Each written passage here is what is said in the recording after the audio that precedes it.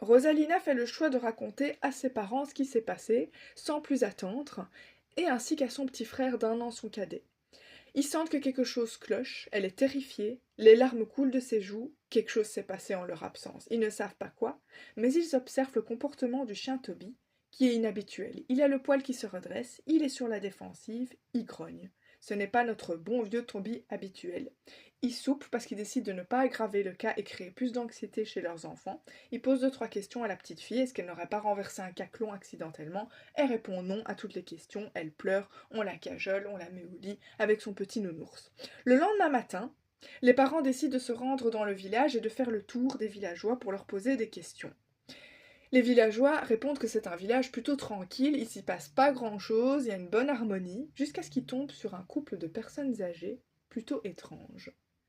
Ce couple leur raconte la légende d'un homme, mi-pantin, mesurant 2,50 m, qui aurait des yeux immenses, ceux d'un chat ou d'un démon, et qu'il aurait la capacité de se rendre invisible, mais aussi de dévorer les enfants qui ne lui donneraient pas la ration de fromage tant désirée. La petite fille commence à faire le lien avec ce qui s'est passé avec le caclon, et les parents aussi, mais les parents croient plutôt à un canular.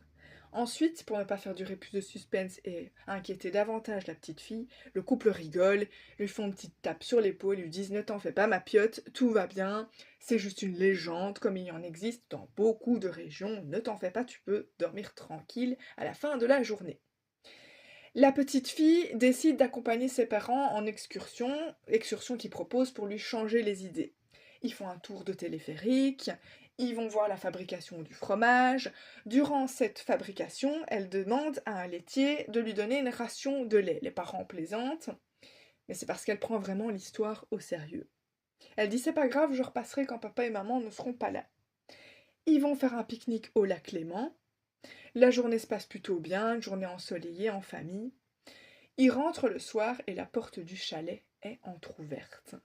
Suite au prochain épisode et à la fin de cette histoire. À une prochaine fois.